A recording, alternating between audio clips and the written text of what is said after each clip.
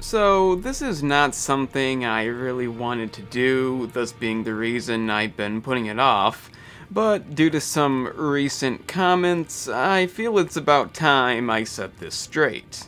For my recent video on why IGN's review of Lies of P made no sense, the title of that video seems to have gotten way more attention than the theme of the video itself. And in retrospect, maybe that title wasn't the best idea. Obviously, stating that Lies of P is better than Elden Ring is about as controversial as questioning why Beyonce has so many songwriters, and it's led to a lot of people thinking I hate Elden Ring.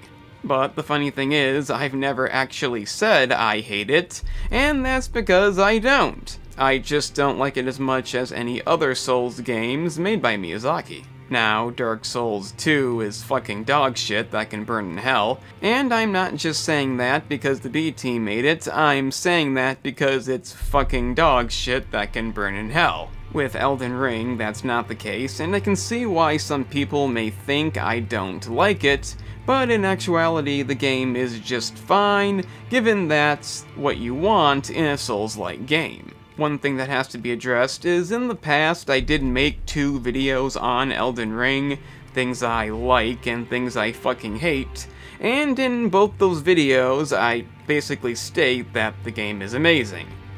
And I regret that. I also regret the weird sound issue with the Things I Like video, but the fact is those were made prematurely.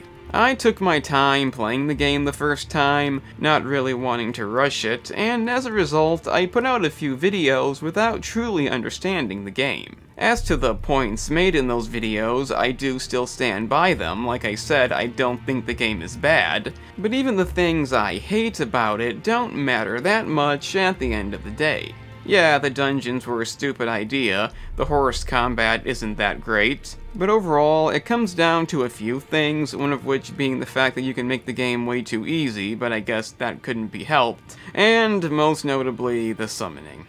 What an asshole.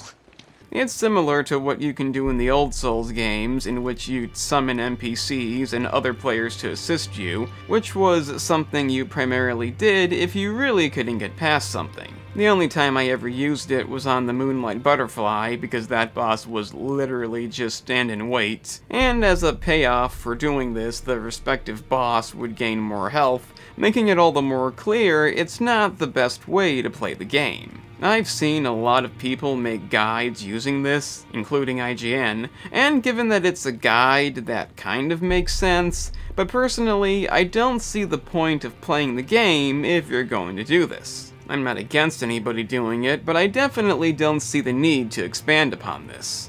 Well, Elden Ring not only expanded upon it, but they encouraged it in any way they could. It's no longer something you can only use when the game lets you can use it whenever you please, given you have enough FP. And given that the bosses no longer have their health increased, there's no good reason to not do this. It's really not the same mechanic in any way, and I found if you make a build based on this, you can trivialize a good portion of the game. Now, before anybody says anything, I do want to mention this didn't bother me that much at first. Yeah, it makes the game too easy, but some people just don't want to get good, and if it lets them play the game without doing so, that's fine with me. But when the game starts basing its difficulty around it, well, that's a whole new deal.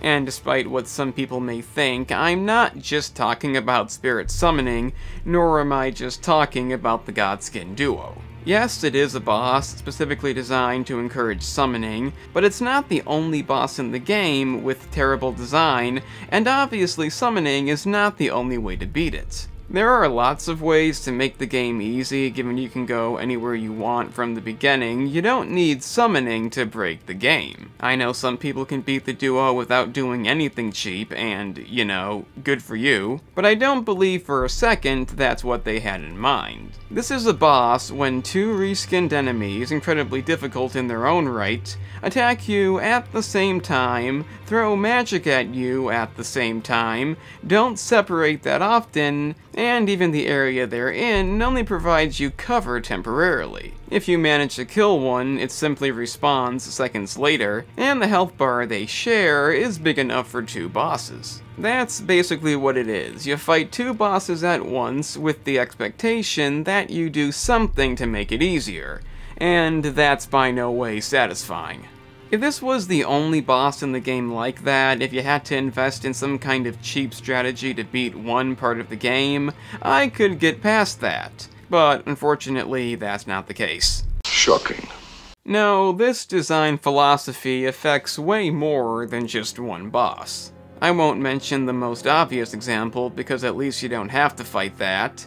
But then there's the Draconic Tree Sentinel, a boss that has the ability to take out most to all of your health given you're unlucky, and melee doesn't seem like the way to go here. The Fire Giant is possibly the second worst boss in the game, with one stage based around the fun mechanic of not being able to see most of him, and for the second stage, the weak spot goes away and you're only doing chip damage. It'd be kind of like if you fought Midir from Dark Souls 3, but you weren't allowed to hit the head.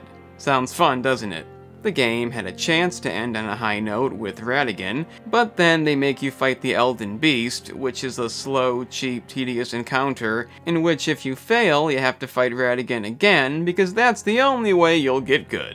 This is beyond stupid. There is no fucking reason to make you do that, and even though there have been a lot of 2-stage bosses that I think would have benefited by not making you do both stages in a row, this time it's completely pointless. If you look up artificial difficulty, you'll likely see the Elden Beast. Now that being said, I don't know if everything I just mentioned falls into the category of you have to break the game to beat this, but again, it's not just about that. If summoning wasn't in the game, and hypothetically you took out everything including magic, leaving nothing but melee, the problems wouldn't exactly end there. The way the bosses and enemies act in Elden Ring is fundamentally different opposed to the old games, when you could study your boss's movements to know when you can attack. With this, they might just randomly decide to do something else, making the damage almost unavoidable, yet people call this challenging.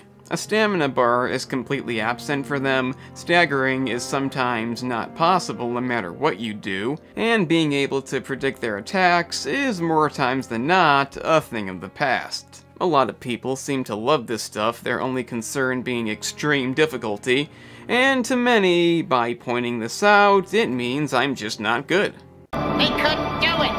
That's a fucking stupid argument, as many people have given the same criticisms, but a lot of times they just say become overpowered and that makes it okay. Well, that's kind of the thing. I don't think it does. I don't think this design is good, and I don't think breaking the game is a solution. Call me selfish, but I want to be able to play the game using melee, and I want to be given a fair challenge if I choose to do so. It's really that simple. I don't hate the game, but it's just not the game for me. I know it's done a lot of things right, pretty much every other positive about the game I agree with, but in the end, stuff like replay value, exploration, and spectacle are not as important as the gameplay itself and how satisfying it feels. The reason I said I like Lies of P more than Elden Ring is because it doesn't have that problem. It has a number of bosses I don't like, along with stuff I really wish these games would stop doing, but that's something you get with, unfortunately, any Souls-like game. As far as the bosses go, there's always a satisfying way to beat them if you learn their moves, and even if the boss is incredibly cheap, you still feel somewhat satisfied. Usually. I know if you take bosses out of the equation, then Elden Ring beats Lies of P and almost any other Souls game, but I'm sorry, I just can't do that. And I'm actually somebody who cares more about areas than bosses, believe it or not, but still, it's a pivotal part of the game, and no matter what excuse you give, Elden Ring messed that up. I know some won't agree no matter what I say, and I do want to emphasize I don't hate the game, but if you're gonna give me satisfying gameplay that relies on my skills to win, it's always gonna be better in my opinion, no matter how small the studio may be, or the big anticipation it may have been lacking. For somebody else, that may not be the case, and that's fine, but for me, FromSoft has gone in a direction that I don't like, and given that few people want to call this out, I have a feeling it's not gonna end with this. I don't like saying this, but Elden Ring is the one game that I thought couldn't disappoint, and that's the reason I put this off for so long. Between that and other things that have come since, I think this video is controversial enough, I've learned to simply not get hyped for anything, and if that makes me... then I'm... If you have something negative to say about this, like how I'm completely wrong, then I would really appreciate it if you'd go back to the IGN video and read some of the comments left there that I've gotten into long interactions with, because the odds are you might find something similar. What I'm trying to say is I'm really fucking sick of saying the same thing. I'm the game analyst, and don't forget, your opinion always matters. Unless you don't like Beyonce, then you're a racist pig, and should be banned for life. From everything. Oh, what? You're actually here? That's fucking amazing. I guess you may as well check out the main channel, in which I discuss movies, TV series, and the offensive topics that lie within. If you're into that, then press the link in the description. It's right there.